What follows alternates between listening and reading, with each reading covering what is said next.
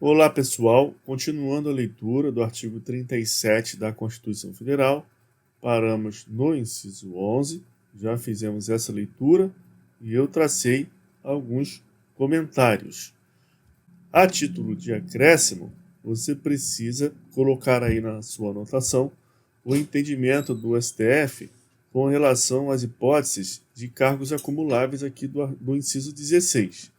Então, aqui está dito: é vedada a acumulação remunerada de cargos públicos, exceto quando houver compatibilidade de horários, observado em qualquer caso disposto no inciso 11. Então, aqui ele faz uma remissão. O inciso 16 troca aqui figurinha, informação, com o inciso 11. E qual é o entendimento do STF que você tem que acrescentar aqui no estudo do inciso 11? É que, quando se está diante de cargos acumuláveis, 2 cargos de professor, um cargo de professor com outro técnico ou científico, ou 2 cargos ou empregos privativos de profissionais de saúde com profissões regulamentadas. Quando você está diante de uma dessas hipóteses, como que se trabalha a regra do teto remuneratório? Você deve analisar os cargos isoladamente para verificar se cada cargo desse, o valor recebido pelo trabalho em cada cargo desse, se esse valor ultrapassa o teto, aquelas regras do teto do inciso 11 que estudamos. Você não pode somar os valores dos cargos e somente pela soma verificar que ultrapassa o teto remuneratório e dizer que está errado, que não pode ultrapassar. Não. Nesses casos aqui de cargos acumuláveis, o STF entende que se o somatório ultrapassar, não tem problema. O que não pode ultrapassar é o valor recebido pelo trabalho em cada cargo, analisado isoladamente. Então, com relação ao inciso 16, que já adiantei a leitura, é perguntado em prova a literalidade do que está aqui, quais são os cargos passíveis de acumulação, 2 cargos, empregos privativos de profissionais de saúde, com profissões regulamentadas. Então, é explorada a literalidade desse texto. Às vezes a banca muda aqui o final, às vezes mistura, coloca 2 cargos de professor com um técnico. Então, você tem que memorizar quais cargos podem ser acumulados. E uma outra forma de explorar esse texto é fazendo essa ligação entre o inciso 11 e o 16 com relação a esse estudo do teto remuneratório que eu expliquei para vocês. Então, quando estamos diante de cargos acumuláveis, deve ser analisada a questão do teto de maneira isolada, com referência a cada cargo sozinho, e não pelo somatório. E aqui também você deve acrescentar na sua anotação que o entendimento do STF avança para permitir o recebimento de 2 aposentadorias quando estamos diante de cargos acumuláveis. Então, se a pessoa exerceu 2 cargos acumuláveis e depois se aposentou, ela pode acumular essas aposentadorias e não há de se falar em violação do teto remuneratório se esses valores de aposentadoria também ultrapassarem o teto. Então vamos voltar aqui para continuar aqui a partir do inciso 12. Na leitura. Então vamos lá. 12. Os vencimentos dos cargos do Poder Legislativo e do Poder Judiciário não poderão ser superiores aos pagos pelo Poder Executivo. As bancas de concurso simplesmente colocam os vencimentos dos cargos do Poder Executivo e do Poder Legislativo não podem ser superiores aos pagos pelo Poder Judiciário. Então aqui, tranquilo, é só você guardar esta sequência que está no texto. Inciso 13. É vedada a vinculação ou equiparação de qualquer espécie remuneratórias para o efeito de remuneração do pessoal do serviço público. Isso aqui é cobrado na literalidade, tranquilo. Inciso 14. Os acréscimos pecuniários percebidos por servidor público não serão computados nem acumulados para fins de concessão de acréscimos ulteriores. também, mas uma literalidade cobrada em concurso sem maiores questionamentos, comentários. Inciso 15. O subsídio e os vencimentos dos ocupantes de cargos em empregos públicos são irredutíveis, ressalvado o disposto nos incisos 11 e 14.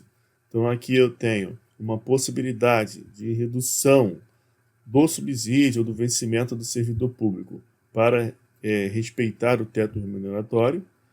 E com relação ao inciso 14, não há que se falar em irredutibilidade de subsídio ou vencimento, por exemplo, se a pessoa exerce uma função de confiança, depois deixa de exercer essa função, perde a gratificação, tranquilo, sem problema nenhum, e isso não é considerado para fins de 13º e férias.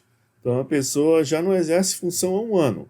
Ah, mas eu recebi a gratificação, as minhas férias e o meu 13º tem que vir a mais, considerando aquele valor que eu recebi. Não, só será considerado o período de exercício da função. Então a pessoa exerceu, por exemplo, 3 meses de função de confiança no ano 2023, janeiro, fevereiro e março. Depois não exerceu mais. Esses 3 dozeavos, sim, serão considerados. Já 9 dozeavos não, porque nesse período não tem função. Outro exemplo aqui é com relação à adicional de insalubridade, por exemplo. É um valor que está atrelado a uma situação prejudicial à saúde. O servidor não deve trabalhar nessas condições. É benéfico para ele, nos termos da legislação, que ele deixe de receber esse valor adicional de insalubridade na medida em que ele parou de exercer função, atividade em situação insalubre. Então isso aqui, ele deixa de ser percebido, um adicional de insalubridade, por exemplo, ele para de ser pago ao servidor que deixou a função insalubre e tudo bem. Isso não será considerado lá na frente para fins de concessão de acréscimos. No mesmo exemplo, na mesma sintonia de exemplo que eu dei com relação à gratificação de função. E com relação aqui, essa parte final, esse 39, parágrafo 4º, fala do subsídio único. O 150, inciso 2, fala da isonomia na tributação. O 153.3 fala do imposto de renda, imposto sobre a renda e proventos de qualquer natureza. E o 153, parágrafo 2º 1, fala dos princípios da generalidade, universalidade e progressividade nessa tributação do imposto sobre a renda. Então não há que se falar em redutibilidade de subsídio ao vencimento o fato do servidor, o membro de carreira, receber um subsídio único sem qualquer gratificação adicional. O fato de ser tributado pelo imposto de renda, o fato de ser tributado por uma alíquota maior em razão da progressividade. Se ele recebe mais, se a pessoa recebe mais, paga mais. Isso não é a mesma coisa, não significa que está havendo uma redução ilegal de subsídio ou vencimento. E com relação aqui ao inciso 16, continuando, eu já fiz a leitura e já comentei. Vamos pular para o 17. A proibição de acumular estende-se a empregos e funções e abrange autarquias, fundações, empresas públicas, sociedades de economia mista, suas subsidiárias e sociedades controladas, direta ou indiretamente, pelo poder público. Aqui tem 2 problemas em pergunta de prova que exigem memorização. Primeiro, é você lembrar que também se aplica a regra da proibição de acumular cargos na esfera da administração indireta. Esse é o primeiro ponto. Então você tem que lembrar, administração indireta. Só que os concursos públicos, as bancas, muitas vezes, omitem essa parte final. Então você tem que lembrar que, além da regra da proibição de acumular, se estender à administração indireta, também se aplica às subsidiárias e sociedades controladas, e seja direta ou indiretamente. Então isso aqui também é modificado nas questões de prova. As bancas de concursos colocam diretamente ou só indiretamente. Não, é direta ou indiretamente. Então vamos lá, sintetizando. A proibição de acumular cargos se aplica à administração direta, à administração indireta e também suas subsidiárias e sociedades controladas, seja direta ou indiretamente, pelo poder público. Inciso 18. A administração fazendária e seus servidores fiscais terão, dentro de suas áreas de competência e jurisdição, precedência sobre os demais setores administrativos na forma da lei. Então, isso se aplica, essa precedência, à administração fazendária e seus servidores fiscais. Então, guarde isso aqui, porque isso aqui que é modificado pelas bancas de concurso. E essa precedência sobre os demais setores administrativos, isso se dará na forma da lei. Então, aqui nós temos uma norma de eficácia limitada, porque exige a lei para que essa precedência ela exista. Inciso 19.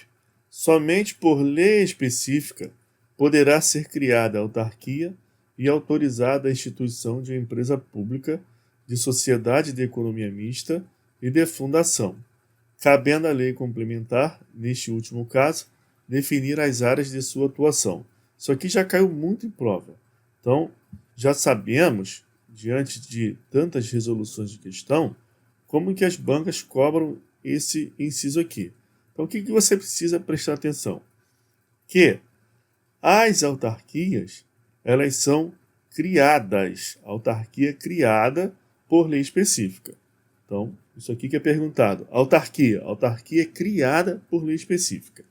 Já empresas públicas e sociedade de economia mista e fundação, então, empresa pública, sociedade de economia mista e fundação. Aqui nós já temos uma autorização. Então, a lei específica cria autarquia e autoriza a instituição de empresa pública, sociedade de economia mista e de fundação. As bancas de concurso simplesmente trocam, colocam que lei específica cria empresa pública ou que lei específica autoriza a instituição de autarquia. Simplesmente é isso que as bancas fazem. E na parte final, você tem que também anotar aí no seu caderno que a lei complementar se refere à fundação. Para quê? Neste último caso, se refere a este último caso aqui, que é fundação. Então, esta lei complementar para a fundação, ela irá definir áreas de sua atuação.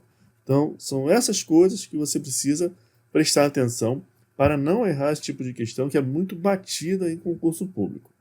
Inciso 20.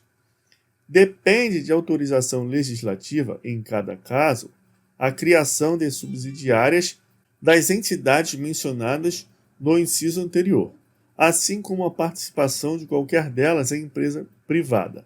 O que é explorado também com relação a esse inciso? Que quando nessa lei específica aqui já consta essa autorização para a criação de subsidiária ou participação em empresa privada, que nesse caso prescinde-se dessa autorização legislativa à parte. Por quê? Na lei específica já consta, eventualmente, essa autorização para essas hipóteses aqui do 20. Então você precisa guardar esse texto e esse entendimento que eu passei para vocês. Inciso 21.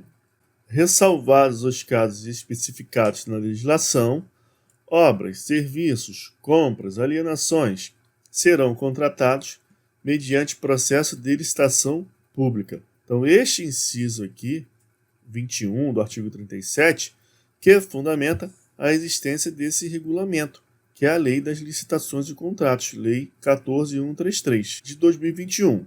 Assim, em estudo de direito constitucional, você lê o inciso 21 e memoriza. E lá, no estudo de direito administrativo, você faz a leitura da Lei das Licitações e Contratos, Lei 14.133 de 2021. Então, aqui eu tenho ressalvados casos específicos na legislação, nessa legislação aqui, que irá traçar regras sobre licitação dispensada, dispensável, sobre inexigibilidade de licitação, Então aqui, ó, ressalvados os casos especificados na legislação, que é esse regulamento aqui. Então, tem lá na lei de licitações, hipótese de licitação dispensada, dispensável, casos de licitação inexigível. Então, está ali na legislação. Isso você estuda em direito administrativo. Você organiza o seu estudo. Eu vou estudar hoje direito administrativo. Aí tem lá licitação. Aí você faz a leitura dessa legislação. Com relação ao direito constitucional, você precisa observar o que está aqui. Ressalvados os casos especificados na legislação, obras, serviços, compras, alienações serão contratados mediante processo de licitação pública que assegure igualdade de condições a todos os concorrentes. Então, já teve questão de concurso perguntando na parte de direito constitucional o que essa regra aqui do inciso 37 e 21 visa assegurar. A resposta é isso aqui, ó. Igualdade de condições a todos os concorrentes. E continuando a leitura do texto, então, essa regra de licitação visa assegurar igualdade de condições a todos os concorrentes, com cláusulas que estabeleçam obrigações de pagamento, mantidas as condições efetivas da proposta nos termos da lei, o qual somente permitirá as exigências de qualificação técnica e econômica indispensáveis à garantia do cumprimento das obrigações. Então, o que é preciso ali, de maneira razoável, ficar estipulado nas regras de licitação? Que o poder público fez a exigência de qualificação técnica e econômica, essa exigência tem que ser razoável, somente no limite da indispensabilidade à garantia do cumprimento das obrigações. 22.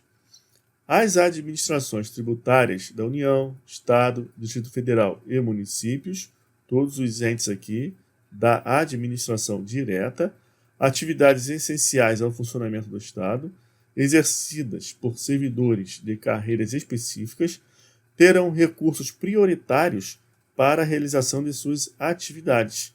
Isso com relação à administração tributária, ok?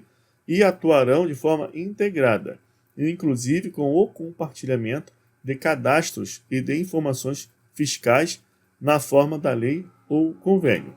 Um exemplo aqui mais do cotidiano sobre esse compartilhamento temos no cadastro do REDICIM, que é federal, e esses dados dessas empresas que são abertas são compartilhados, inclusive com as justiças estaduais, para fins da citação eletrônica. Então aqui temos esse inciso e essa ideia que eu passei para vocês que ajuda a memorizar. Parágrafo 1º. A publicidade dos atos, programas, obras, serviços e campanhas dos órgãos públicos deverá ter caráter educativo, informativo ou de orientação social, dela não podendo constar nomes, símbolos ou imagens que caracterizem promoção pessoal de autoridades ou servidores públicos. Então aqui nós temos princípios que traçam o norte para entender a regra deste parágrafo, que é o princípio da impessoalidade, da administração pública, que está lá no caput, e também da moralidade. Então são os dois princípios aqui que ressoam aqui, que ficam mais em evidência na leitura deste dispositivo, que é cobrado em prova. Então guarda aí, princípio da impessoalidade, já foi cobrado em prova. A banca colocou esse texto e pediu para você indicar um princípio que mantém conexão com esta regra, princípio da impessoalidade e também moralidade. Aí numa prova discursiva, você pode explorar os dois princípios. Numa prova objetiva, você precisa avaliar ali nas alternativas. E no caso de haver duas alternativas, por exemplo, uma letra A com impessoalidade e a letra B com moralidade, eu marcaria A, impessoalidade. E essa questão ficaria também passível de anulação.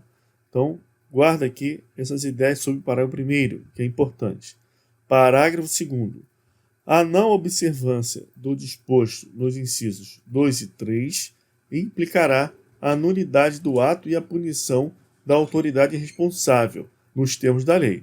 Aqui nós temos, nos incisos 2 e 3 desse artigo 37, que nós já lemos no vídeo anterior, as regras do concurso público, que também é conhecido como princípio do concurso público. Então, houve a violação de regra do concurso público, vamos olhar lá de novo.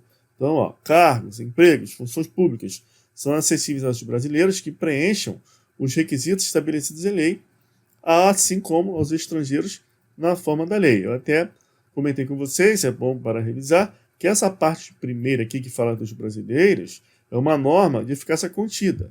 E no caso dos estrangeiros, é uma norma de eficácia limitada. Então, eu fiz esse comentário no vídeo anterior, você pode acessar lá para rever essa explicação. Mas o que eu quero falar aqui com vocês agora é esse comentário com relação ao parágrafo 2º. Então, não pode haver a violação das regras do concurso público. Então, veja aqui que o inciso 2º fala expressamente aqui do concurso público. Então, é isso que esse parágrafo 2º está se referindo. Parágrafo 3º. A lei disciplinará as formas de participação do usuário na administração pública, direta e indireta, regulando especialmente reclamações relativas à prestação dos serviços públicos em geral, asseguradas a manutenção de serviços de atendimento ao usuário e a avaliação periódica externa e interna da qualidade dos serviços. O acesso dos usuários a registros administrativos e a informações sobre atos do governo, observado o disposto aqui no artigo 5º, inciso 10. Nós temos a regra do rol dos direitos e garantias fundamentais, que fala da proteção da intimidade, da vida privada, e aqui no inciso 33, a referência à Lei de Acesso à Informação, que é essa lei aqui, 12.527. Inciso 3, a disciplina da representação contra o exercício negligente ou abusivo de cargo, emprego ou função na administração pública.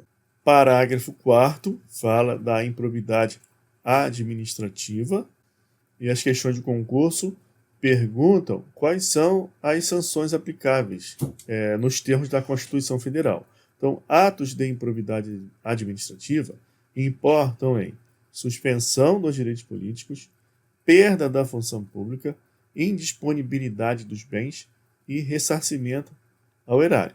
Então, geralmente, as questões de concurso querem saber, nos termos da Constituição Federal, quais são as sanções possíveis para os atos de improbidade administrativa.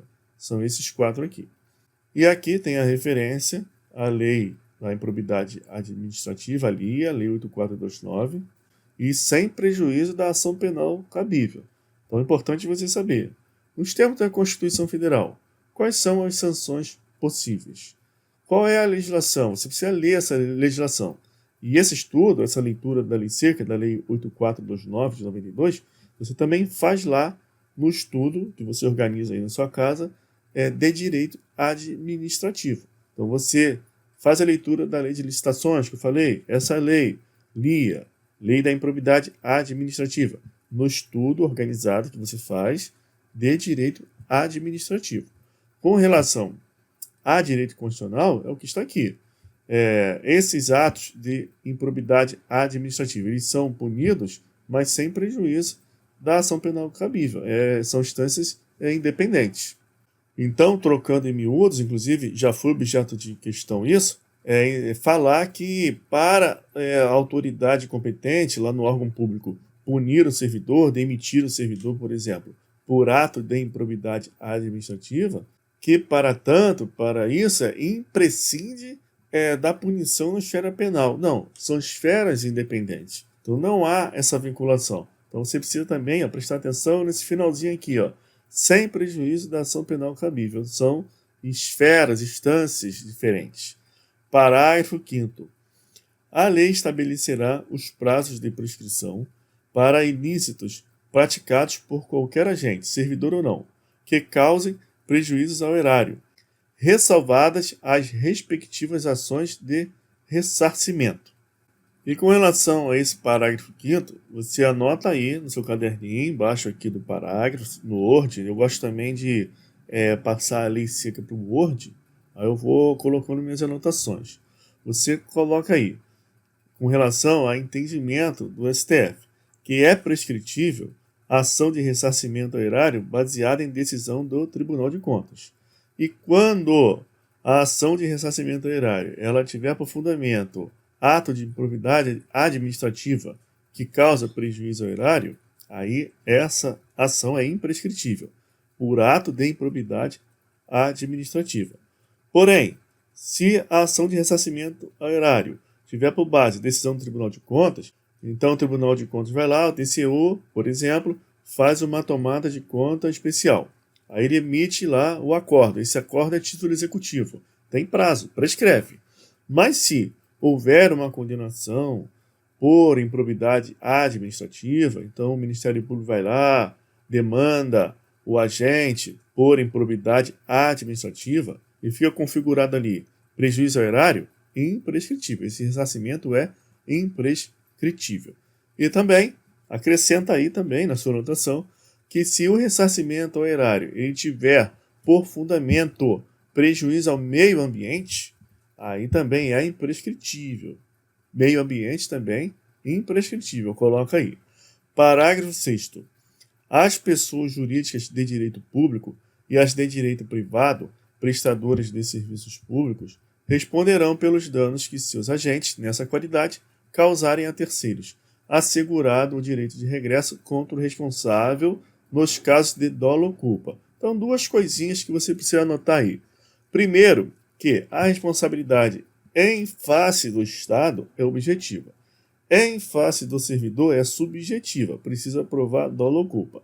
Entretanto, você, a pessoa física que sofreu um prejuízo, ou mesmo a pessoa jurídica que sofreu um prejuízo em razão de ato de agente que nessa qualidade causou esse prejuízo, você não pode ajuizar a ação diretamente em face do servidor, mesmo que você queira provar culpa. Que você aceite isso. Não, vou precisar provar dolo ou culpa, vai ser mais difícil. Mesmo assim, você não pode. O entendimento é que você precisa ajuizar essa ação em face do Estado. E o Estado que vai correr atrás em regresso do servidor. Isso para evitar o quê?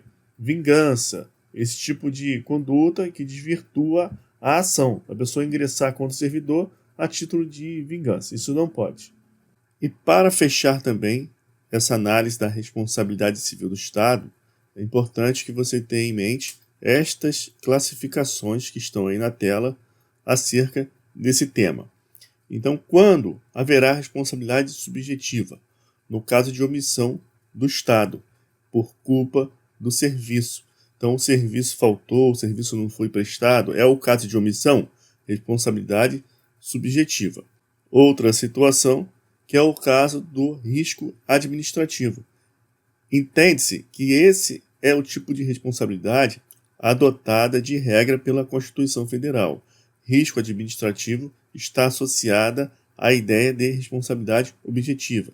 Então você precisa provar a ação ou omissão do Estado, o dano e o nexo causal. Porém, esse nexo causal ele pode ser afastado por excludentes. Então o Estado pode comprovar, por exemplo, que a culpa é exclusiva da vítima. Então, no risco administrativo, admite-se estas excludentes. E, por fim, você coloca aí também que no sistema jurídico brasileiro é admitido também a responsabilidade civil do Estado por risco integral, embasado no risco integral. A diferença do risco integral para o risco administrativo, que eu falei há pouco, é que no risco integral basta a prova da ação e do dano. Não há possibilidade de o Estado alegar excludente a fim de afastar o nexo causal. E quais são as hipóteses em que isso é admitido no Brasil? Dano ao meio ambiente, ou aquele causado por acidente nuclear, ou por ataque terrorista em aeronaves. Parágrafo 7º. A lei disporá sobre os requisitos e as restrições a ocupantes de cargo ou emprego da administração direta e indireta, que possibilite o acesso a informações privilegiadas. Parágrafo 8º. A autonomia gerencial, orçamentária, financeira dos órgãos e entidades da administração direta e indireta poderá ser ampliada mediante contrato a ser firmado entre seus administradores e o poder público, que tenha por objeto a fixação de metas de desempenho para o órgão ou entidade, cabendo a lei dispor sobre.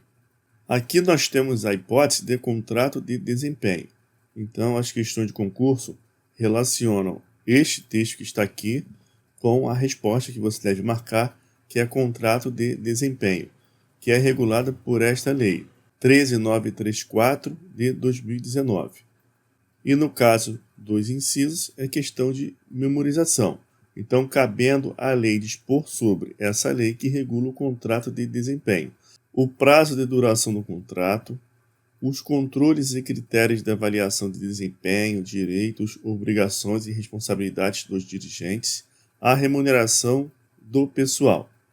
Parágrafo 9º. O disposto no inciso 11, aqui é o inciso que trata do teto remuneratório, aplica-se às empresas públicas e às sociedades de economia mista e suas subsidiárias que receberem recursos da União, dos Estados, do Distrito Federal ou dos municípios para pagamento de despesas de pessoal ou de custeio em geral. Então aqui, pessoal, é claro que as bancas de concurso elas vão explorar essa parte final. O inciso 11, a regra do teto remuneratório, somente se aplica às empresas públicas e sociedades de economia mista e subsidiárias que recebem recursos. As que não recebem recursos não se aplica, contrário do senso. Então você precisa ficar atento a isso. E não confunda essa regra aqui do teto remuneratório, que depende de recebimento de recursos, com esta outra regra sobre vedação de acumulação de cargos, que é extensível às empresas públicas e sociedade de economia mista e subsidiárias. Aqui não depende de recebimento de recursos. Seguindo, parágrafo 10º.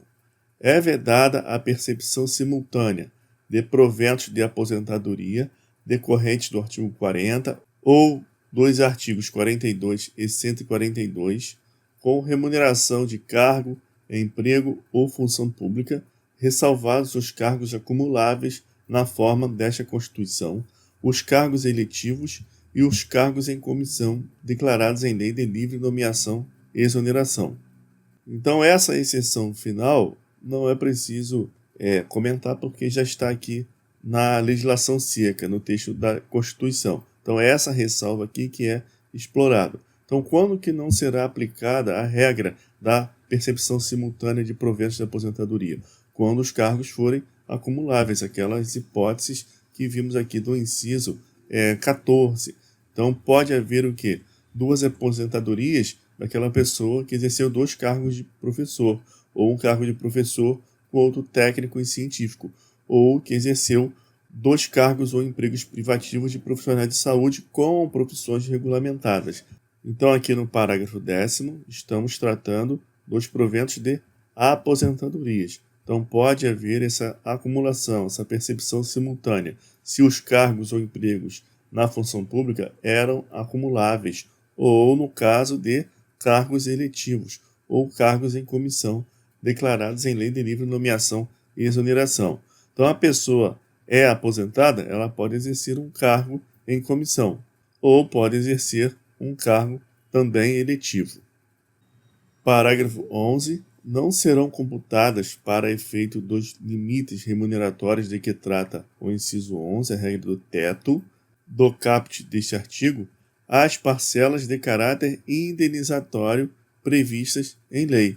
Então você anota aí para complementar o seu estudo, que estão fora desse limite do teto remuneratório os direitos sociais previstos no artigo 7º, como o 13º salário, terço constitucional, abono de permanência, essa situação que já falamos de acumulação legítima de cargos e as demais verbas indenizatórias que constam da legislação e também que vão sendo declaradas como sendo dessa natureza pelo STF. Você precisa estar acompanhando a jurisprudência.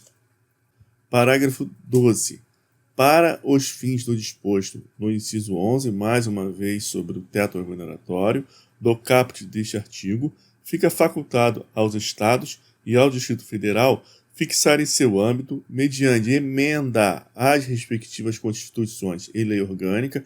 No caso de município, é lei orgânica; no caso de Estado, é Constituição, sendo que no Distrito Federal também é o caso de lei orgânica. Então, é facultado, não é obrigatório, que Estados e DF fixem como limite único o subsídio mensal dos desembargadores do respectivo Tribunal de Justiça, limitado a 90 inteiros e 25 centésimos por cento do subsídio mensal dos ministros do STF, não se aplicando o disposto neste parágrafo aos subsídios dos deputados estaduais e distritais e dos vereadores. Então você exclui o legislativo. Então é facultado estados e Distrito Federal, para fim de fixação de teto remuneratório, colocar como o limite único, tanto para o executivo quanto para o judiciário, esse subsídio mensal dos desembargadores do respectivo Tribunal de Justiça, sendo que esse teto, esse limite, é 90 inteiros e 25 centésimos por cento do subsídio mensal dos ministros do STF. E você exclui o legislativo. Então, essa é a informação que você precisa guardar para resolver questões objetivas de prova. Parágrafo 13. O servidor público titular de cargo efetivo poderá ser readaptado. Então, as questões de concurso vão mudar isso aqui. Vão colocar reintegrado, revertido, reconduzido. E a palavra correta é readaptado. Esse instituto, readaptação. Então, quando que o servidor público titular de cargo efetivo poderá ser readaptado? Para exercício de cargo cujas atribuições e responsabilidades sejam compatíveis com a limitação que tenha sofrido em sua capacidade física e mental. Então, a readaptação ocorre em razão de problemas de saúde. Então, a pessoa não pode mais exercer atividade naquela função, ela é readaptada para outra compatível.